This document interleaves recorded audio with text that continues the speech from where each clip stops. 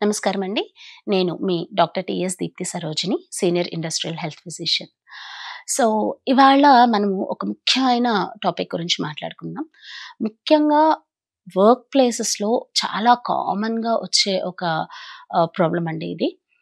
అందరూ ఏం చెప్తారంటే లోయర్ బ్యాక్ ఏక్, ఆ తర్వాత మాకు ఆ బ్యాక్ పెయిను కాలంతా లాగేస్తుంది, గుంజేస్తుంది అంటూ ఉంటారు.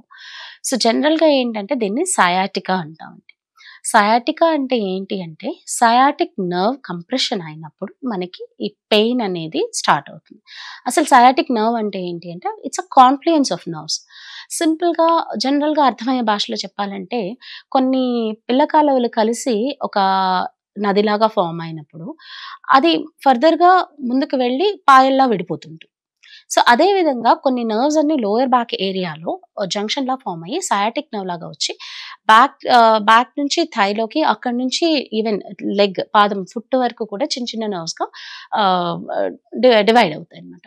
సో, ఎప్పుడైతే ఈ సయాటిక్ ప్రాబ్లమ్ వస్తుందో, సయాటిక్ నర్వ్ కంప్రెషన్ అవుతుందో, ఆ పెయిన్ ఆ కంప్రెషన్ రేంజ్‌ని బట్టి మనకి బటక్స్ నుంచి తీసుకొని థై వరకు రావచ్చు. కొంతమందికి లోయర్ లెగ్ వరకు రావచ్చు. కొంతమందికి ఈవెన్ ఫుట్ వరకు వచ్చి చాలా కంప్రెసివ్ పెయిన్ ఉంటుందనమాట. అన్‌బేరబుల్‌గా అసలు ఫుట్ ఉందా లేదా? కాలు అడుగు పెట్టగలుగుతున్నామా లేదా? అన్న మోతాదులో కూడా పెయిన్ అనేది కొంతమంది ఎక్స్‌పీరియన్స్ చేస్తూ ఉంటారు. ఇది ఎందుకొస్తుంది అంటే హెర్నియేటెడ్ డిస్క్ వల్ల రావచ్చు. లేదు లోయర్ బ్యాక్ ఇంజ్యూరీ వల్ల కావచ్చు. స్పాండిలైస్థెసిస్ అంటారనమాట. అంటే స్పైనల్ కార్డ్ ఇన్‌ఫ్లమేషన్ ఏదన్నా ఉన్నా రావచ్చు. ఇలాంటి వేరియస్ రీజన్స్ ఉంటాయి. అండ్ ముఖ్యంగా వర్క్ ప్లేసెస్‌లో ఏంటంటే రిపిటీటివ్ మూవ్‌మెంట్స్ చేసే వాళ్ళలో కొంతమంది కూర్చొని, లేచి, కూర్చొని, లేచి లేకపోతే అబ్నార్మల్ వెయిట్ బేరింగ్ చేసినప్పుడు, వెయిట్ లిఫ్టింగ్ లాంటివి ఏదన్నా చేసినప్పుడో వస్తూ ఉంటుంది. అండ్ ఇంకా కొంతమంది అలాగే కంటిన్యూయస్‌గా కూర్చుంటారు. మనము కంప్యూటర్ ఇంజినీర్స్ చూసామనుకోండి, వాళ్ళు డెస్క్ జాబ్సే చేస్తారు. బ్యాంకర్స్ కావచ్చు, అఫీషియల్ వర్క్. వాళ్ళలో కూడా కంటిన్యూయస్‌గా అలా కూర్చొని ఉండటం మూలాన, అబ్నార్మల్ ప్రెషర్ పడటం మూలాన కూడా ఈ సయాటిక్ నర్వ్ కంప్రెషన్ అనేది వచ్చి విపరీతమైన పెయిన్ వచ్చే అవకాశం ఉంటుంది. ఒక్కసారి పెయిన్ వస్తే తగ్గదా? ఇది చాలా కామన్‌గా అడిగే క్వెషన్. సో, పెయిన్ వస్తే తగ్గదు అనేది ఏముండదండి. ఈ పెయిన్ రాగానే మనం దాన్ని ఐడెంటిఫై చేసుకోవడం చాలా ఇంపార్టెంట్. సో, దేనివల్ల పెయిన్ వస్తుంది అనేది మనం ఐడెంటిఫై చేసుకుంటే ఇమ్మీడియేట్‌గా దాని ట్రీట్మెంట్ తీసుకోవడం చాలా ఈజీ అవుతుంది. సయాటిక్ నర్వ్ పెయిన్ స్టార్ట్ అయింది. లోయర్ బ్యాక్‌లో స్టార్ట్ అయింది.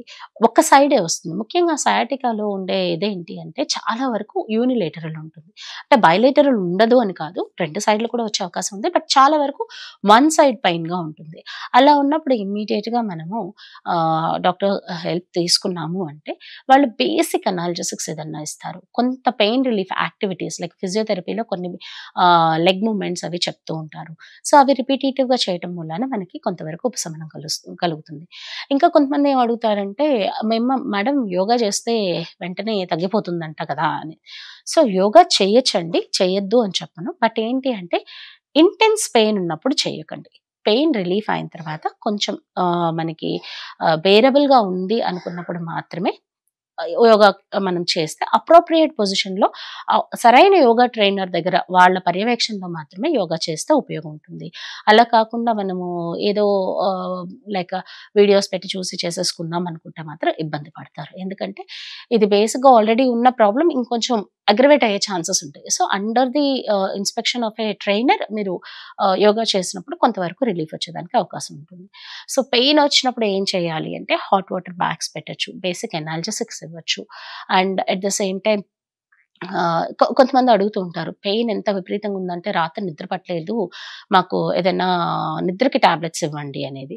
సో, అది కూడా కరెక్ట్ పద్ధతి కాదు. పెయిన్‌కి అనాల్జెసిక్స్ తీసుకోవటం వరకు ఓకే. కానీ మనము ఇమ్మీడియేట్‌గా ఏమంటారు సెడేటివ్స్ తీసుకోవడం అనేది కూడా కరెక్ట్‌గా ఉండదండి.